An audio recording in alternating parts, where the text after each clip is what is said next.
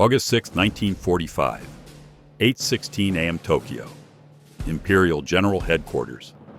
The Tokyo control operator of the Japanese Broadcasting Corporation notices something wrong. The Hiroshima station has gone off the air. Just stopped, mid-broadcast. He tries to re-establish connection using another telephone line. That fails too. He tries a third line. Nothing. Complete silence from Hiroshima. This is unusual, but not unprecedented. Technical failures happen. Equipment breaks. Maybe an American bombing raid hit the broadcasting station, though the morning's radar report showed only 3 aircraft heading toward Hiroshima. Far too few for a significant raid. The operator makes a note, reports it to his supervisor, then continues his work. There are 47 other broadcasting stations across Japan to monitor. Hiroshima will come back online. They always do. 20 minutes pass. The Tokyo Railroad Telegraph Center realizes something else. The main telegraph line has stopped working just north of Hiroshima. The entire trunk line, dead. No signal, no communication, just silence spreading outward from Hiroshima like ripples from a stone dropped in still water. Now this is concerning. Broadcasting station failures happen. Telegraph trunk lines don't just fail. Not completely. Not suddenly. Reports begin filtering in. Confused reports. Fragmentary reports from small railway stops within 10 miles of the city. Something about a terrible explosion. Something about a flash of light. Something about buildings collapsing. The reports make no sense. They contradict each other. One says the entire city is burning. Another says there was just one bomb. Just one. That can't be right. One bomb doesn't destroy a city. All these reports, confused, contradictory, increasingly desperate, are transmitted to the headquarters of the Japanese General Staff at the Imperial Palace in Tokyo. Staff officers try to call the Army Control Station in Hiroshima. The line is dead. They try the backup line. Dead. They try calling the regional headquarters. Nothing. They try calling smaller outposts surrounding Hiroshima. Some connect. The reports coming through make no sense. The city. The entire city. A flash of light brighter than the sun. Everything is burning. We don't know how many are dead. The complete silence from Hiroshima itself puzzles the men at headquarters. Confuses them, because they know, absolutely know, that no large American raid occurred that morning. The radar confirmed it. Only 3 aircraft. 3. You don't destroy a city with 3 aircraft. And they know, absolutely know, that there was no sizable store of explosives in Hiroshima. No ammunition depot large enough to level the city. No industrial accident waiting to happen. So what happened? If you want to hear more untold stories from World War II that challenge everything you thought you knew, stories where a single moment changed everything, where military leaders faced information they couldn't process, hit that subscribe button now. These histories matter. The morning of August 6th had started routinely enough. At 7:09 a.m., Japanese radar detected American aircraft approaching from the south. Not many, maybe 4 or 5 B-29 Superfortresses. High altitude, standard reconnaissance pattern. The alert went out to cities in their path, including Hiroshima. Radio broadcasting stopped. Citizens were advised to seek shelter if aircraft were sighted overhead. But nobody expected a real attack, not from just a few planes. The Americans had been conducting these small reconnaissance flights for weeks. They'd fly over, take photographs, fly away. Annoying, but harmless. At 7:31 a.m., the all-clear sounded in Hiroshima. The radar operator confirmed only 3 aircraft. Just 3. Definitely reconnaissance. The citizens returned to their morning routines. Workers headed to factories, students to schools, military personnel to their posts. The city, population approximately 340,000, went back to normal. Normal lasted 44 more minutes. At 8:15 a.m., 8:15 and 17 seconds to be precise, a uranium gun-type fission weapon nicknamed Little Boy detonated 1,968 feet above Hiroshima. The fireball reached 900 feet in diameter within 1 second. Temperatures at ground level hit 7,000 degrees Fahrenheit. Buildings didn't just burn, they melted, fused together. Human and animal tissue didn't just die, it vaporized. Shadows of people were burned into walls and pavements, the only remaining trace of lives that simply ceased to exist in that instant. The blast wave traveled at 984 miles per hour in all directions. Over 2/3 of Hiroshima's buildings were demolished in seconds. The mushroom cloud rose 40,000 feet into the air, visible for miles. 80,000 people died instantly or were grievously wounded in that first moment. Over 100,000 more would die from radiation effects in the coming months. But Tokyo didn't know any of this yet. Tokyo just knew that Hiroshima had gone silent. By 9 a.m., Imperial General Headquarters is deeply concerned. Staff officers are calling every military installation within 50 miles of Hiroshima, trying to piece together what happened. The reports are fragmentary, contradictory, impossible to believe. A young staff officer, Major Yoshiro Hata, is tasked with investigating. He commandeers a reconnaissance aircraft and flies toward Hiroshima. The pilot approaches from the northeast, staying at high altitude in case American fighters are in the area. What Major Hata sees makes him question his own sanity.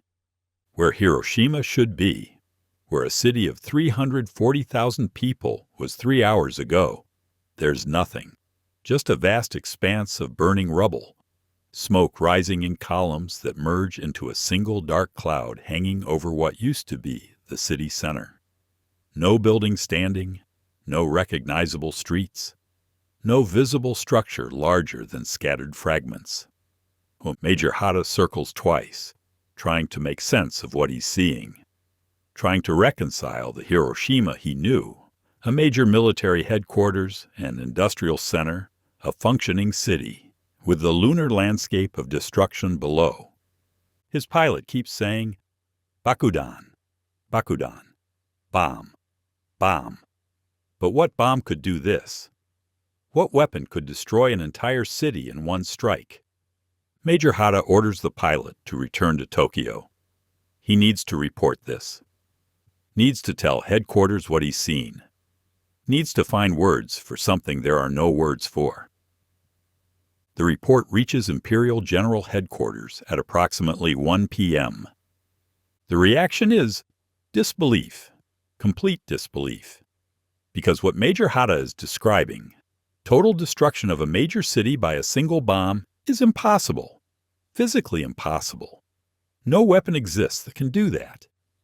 Senior officers examine the report. Question Major Hata directly.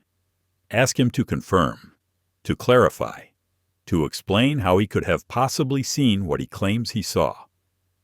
The entire city? Yes, sir. From a single bomb? I don't know how many bombs, sir. I only know the city is destroyed. But conventional bombs they can't. The conversation circles. Because the alternative, accepting that the Americans have developed a weapon capable of destroying entire cities with single bombs, is too terrifying to contemplate, too paradigm-shifting to accept without absolute proof.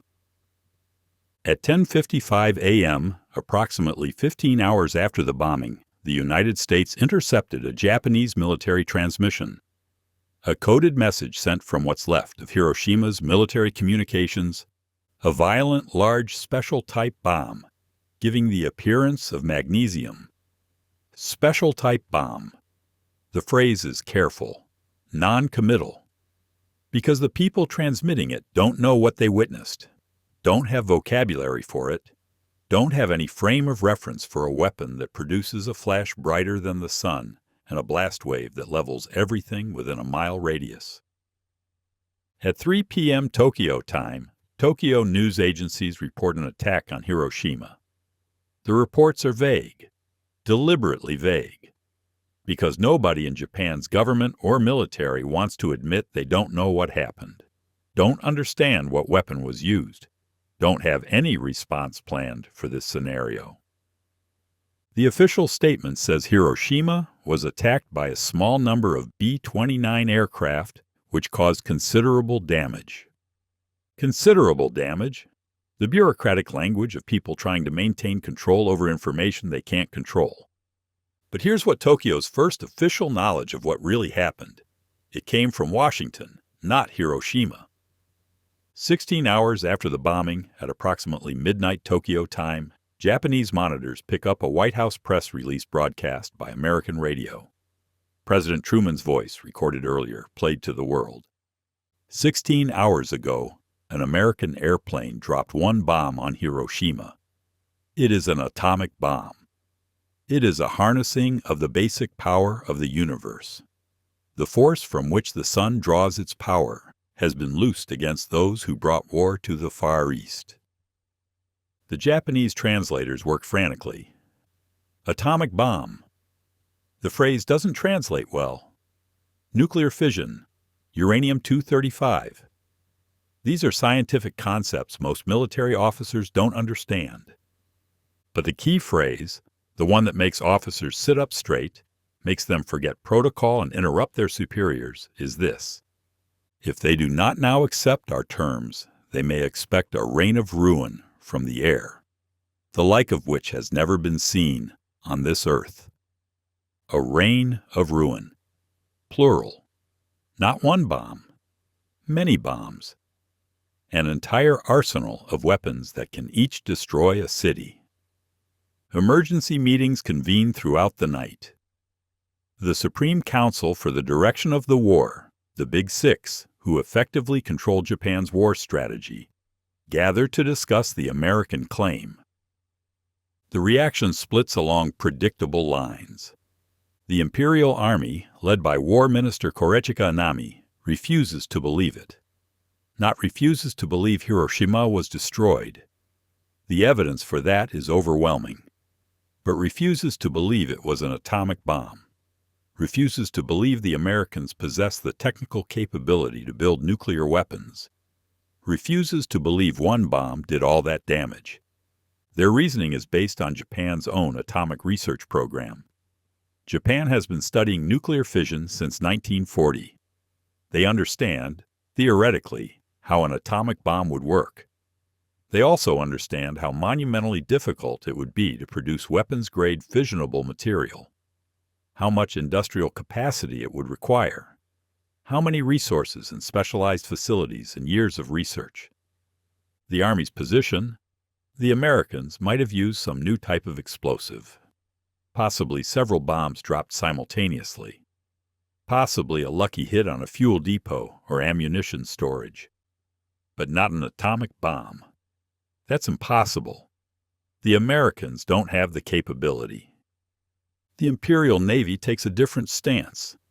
Naval officers have been more open to the possibility of American nuclear weapons. They've read the intelligence reports about Los Alamos.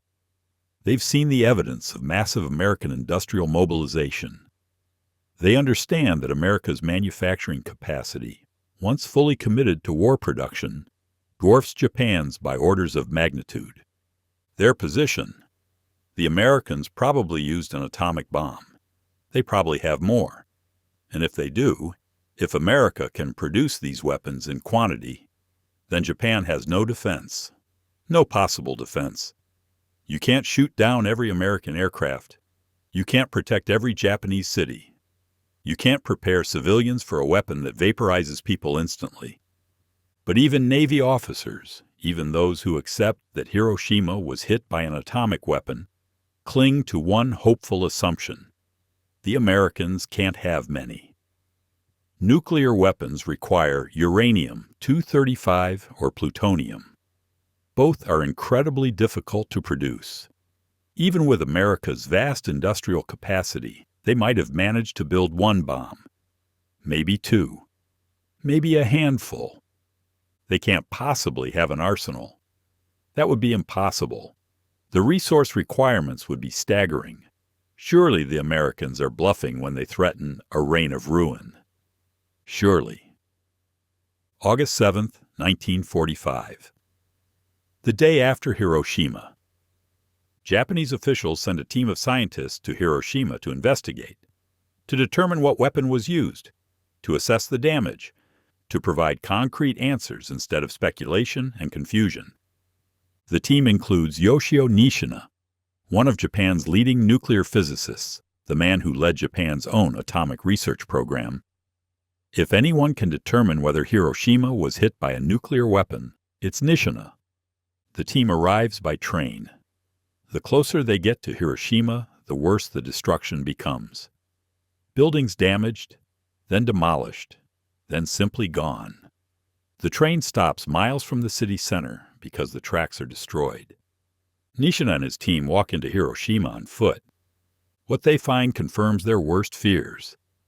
The pattern of destruction, the flash burns, the radiation signatures, the way buildings melted instead of just burning, the shadows burned into concrete, the complete annihilation at the epicenter with damage radiating outward in a perfect circle.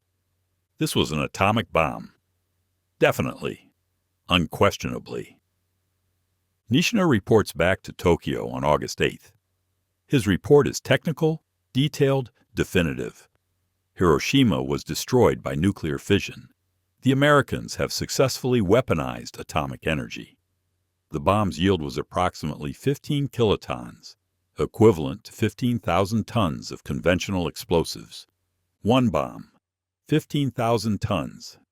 A single aircraft carrying the explosive power of a fleet of bombers. The Supreme Council meets again. Emergency session. Nishina's report is presented. The evidence is now undeniable. But the War Minister, Koichi Kanami, still resists accepting the implications. Yes, the Americans used an atomic bomb. Yes, it destroyed Hiroshima. But they can't possibly have more. This was a demonstration, a one-time weapon meant to shock Japan into surrender. Japan can absorb one destroyed city. Japan has already absorbed dozens of destroyed cities from conventional firebombing. Tokyo was hit worse by the March firebombing raids, 100,000 dead in a single night. Japan didn't surrender then. Why surrender now?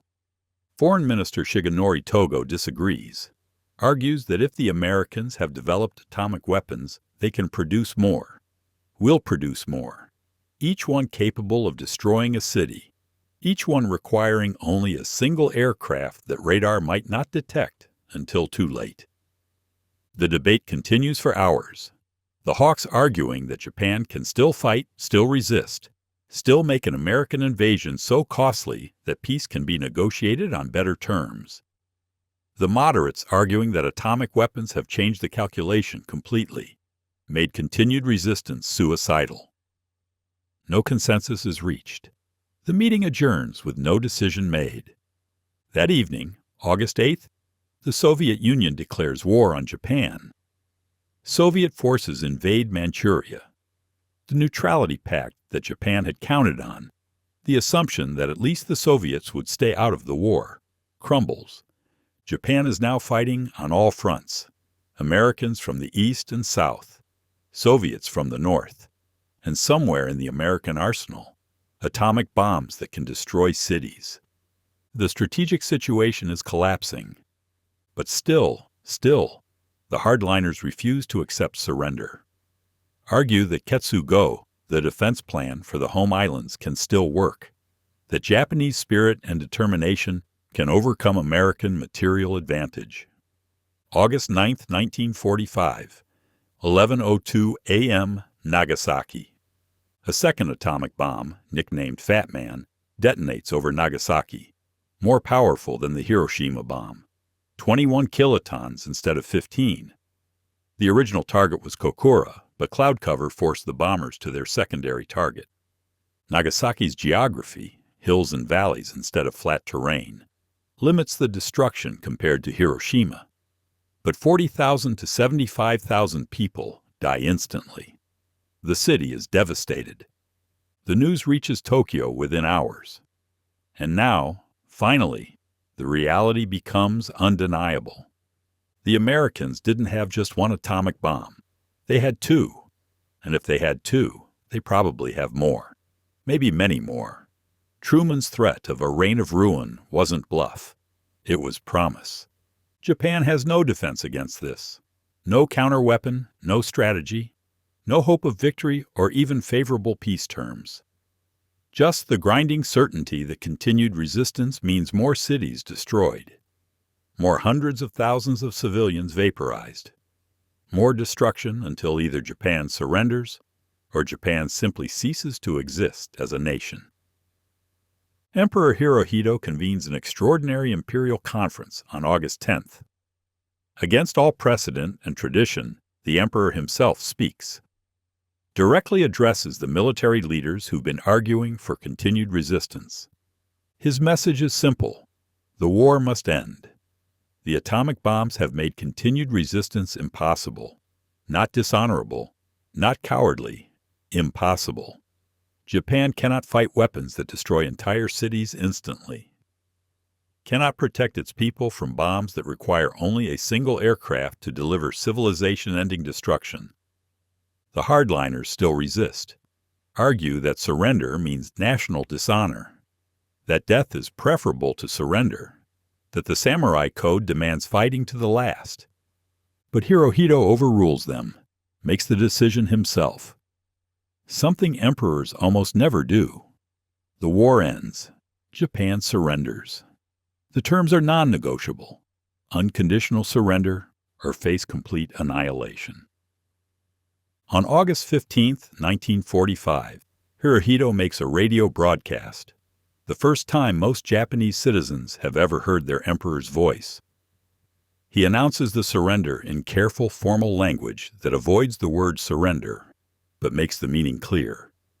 The enemy has begun to employ a new and most cruel bomb, the power of which to do damage is indeed incalculable, taking the toll of many innocent lives. Should we continue to fight, it would not only result in an ultimate collapse and obliteration of the Japanese nation, but also it would lead to the total extinction of human civilization. The war's over. Looking back decades later, historians will debate endlessly whether the atomic bombs were necessary, whether Japan was already prepared to surrender, whether demonstrating the weapon without dropping it on cities would have been sufficient, whether the Soviet entry into the war was the real deciding factor. But for the Japanese military leaders in August 1945, for the men who received confused reports about Hiroshima, who couldn't process what had happened, who initially refused to believe atomic weapons were possible, the moment of realization came in stages. First, disbelief. The reports must be wrong, exaggerated, misunderstood. Second, confusion. The reports are consistent. Something catastrophic happened. But what weapon could do this? Third, denial. It can't be an atomic bomb. That's impossible. The Americans don't have the capability. Fourth, horror. It was an atomic bomb. And they probably have more. Maybe many more. Fifth, desperation. Can we survive this? Can we continue fighting? Is there any strategy against weapons that destroy cities instantly? Sixth, acceptance. There's no defense, no strategy, no hope, only surrender or extinction. The Japanese High Command, men who'd spent 4 years fighting the Americans, who'd witnessed countless Japanese defeats, but always believed ultimate victory was possible through superior spirit and determination, finally confronted a weapon that made spirit irrelevant. You can't overcome nuclear fission through determination, can't resist atomic weapons through courage, can't defend cities against bombs that vaporize everything within a mile radius. The only response is surrender, or annihilation. They chose surrender. Today, the debates continue. About whether Truman should have ordered the bombings. About whether Japan would have surrendered anyway. About whether demonstrating the weapon would have been sufficient. About the morality of targeting civilian populations. About whether the estimated casualties from invading Japan justified using nuclear weapons. These are important debates, necessary debates. Debates that should never end because they force us to confront the hardest questions about warfare and morality and the limits of acceptable violence. But for understanding what Japanese High Command said when they learned Hiroshima was bombed, the story is simpler and more human. They didn't believe it at first. Couldn't believe it. The reports made no sense. Contradicted everything they knew about weapons and warfare and what was physically possible. Then they sent investigators, saw the evidence, heard from their own scientists that yes, this was nuclear fission, yes, the Americans had done it, yes, it was as devastating as reported. Then they debated, argued, split between those who accepted the new reality and those who clung to denial, between those who saw atomic weapons as war-ending and those who believed Japanese spirit could overcome even this. Then a second bomb fell, and denial became impossible. Then they surrendered, because the alternative was watching American aircraft destroy Japanese cities one by one until nothing remained. The thing about paradigm shifts, about moments when reality changes so completely that old assumptions become irrelevant, is that nobody accepts them easily. Nobody wants to believe the world has changed that fundamentally. Japanese military leaders spent 3 days after Hiroshima arguing about whether atomic weapons were real, whether America had more, whether continued resistance was possible. The second bomb on Nagasaki answered all those questions. Yes, they're real. Yes, America has more. No, continued resistance is not possible. And on August 15, 1945, Emperor Hirohito told his people the war was over, not because Japan had been defeated militarily, though they had been, not because resources were exhausted, though they were, but because the enemy has begun to employ a new and most cruel bomb that made continued fighting suicidal. True strength is knowing when you're beaten, knowing when continued resistance means not honor but extermination. The Japanese High Command learned that lesson in August 1945, learned it the hardest way possible, with 2 cities destroyed and hundreds of thousands dead. And the world learned something, too, that humans had created weapons capable of ending civilization itself, that the atomic age had begun, that warfare would never be the same. The mushroom clouds over Hiroshima and Nagasaki cast shadows that remain today, shadows that remind us of the moment when warfare became existential, when weapons moved from destroying armies to potentially destroying species. The Japanese High Command understood that in August 1945. Eventually, after confusion and denial and desperate attempts to find alternatives, they understood that the world had changed, that continued fighting meant annihilation, that surrender, unthinkable just days before, had become the only option. And they chose survival over honor, life over death, surrender over extinction. The debates continue about morality and necessity and whether there were better alternatives. But the history is clear. 2 atomic bombs ended World War II, changed warfare forever, and forced Japanese military leaders, men who believed in fighting to the last, to finally accept that some weapons make fighting impossible. That's what they said when they learned Hiroshima was bombed. Eventually, after disbelief and confusion and denial, they said, "We cannot fight this. We cannot defend against this. We cannot continue." And on August 15, 1945, the war ended.